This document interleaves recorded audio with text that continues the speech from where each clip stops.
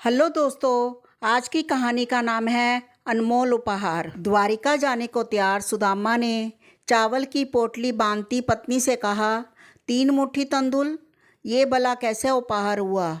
सुशीला, माना कि हम दरिद्र हैं, पर वह तो नरेश है ना।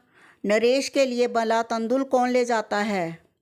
उपहार का संबंध प्राप्तकर्ता की दशा से अधिक दाता की भावनाओं से होता है, प्रभु। और एक भिक्षुक ब्राह्मण के घर के 3 मुट्ठी चावल का मूल्य श्री कृष्ण ना समझेंगे तो कौन समझेगा? आप निश्चिंत होकर जाइए। सुशीला उस ब्राह्मण कुल की लक्ष्मी थी, अपने आंचल में परिवार का सम्मान बांध कर चलने वाली देवी। वह अडिग थी। सुदामा की झिझक समाप्त नहीं हो रही थी। बोले, किंतु वे नरेश है सुशीला, हमें उनकी पद प्रतिष्ठा का ध्यान तो रखना ही होगा ना। तुम ये सब छोड़ दो, मैं यूं ही चला जाऊंगा। मित्र को स्मरण करते समय यदि उसकी सामर्थ्य पर ध्यान जाने लगे तो मित्रता प्रदूषित हो जाती है। देवता, भूल जाइए कि वह द्वारकाधीश हैं। बस इतना स्मरण रखिए कि वे आपके वे मित्र हैं जिनके साथ आपने गुरुकुल के दिनों में भिक्षाटन किया था। कैसी बातें करती हो देवी, वे बचपन के दिन थे। अब समय ने सब कुछ बदल दिया है।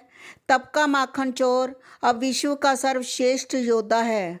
वह धर्म संस्थापक है, इस युग के देवता हैं। सुदामा का पुरुष मन संसारिक भेदों से मुक्त नहीं हो पा रहा था।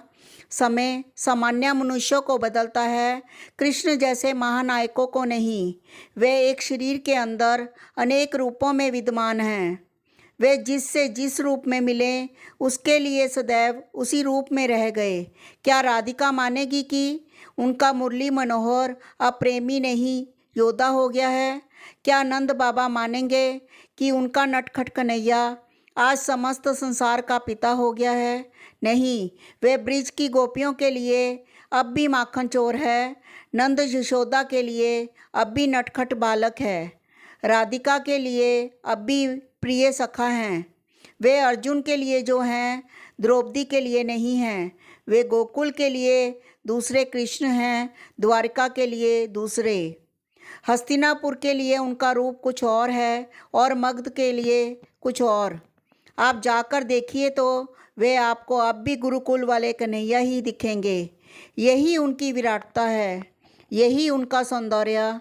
सुशीला ऐसे बोल रही थी जैसे कृष्ण सुदामा के नहीं उनके सखा हों। सुदामा मुस्कुरा उठे, बोले, इतना कहाँ से देख लेती हो देवी?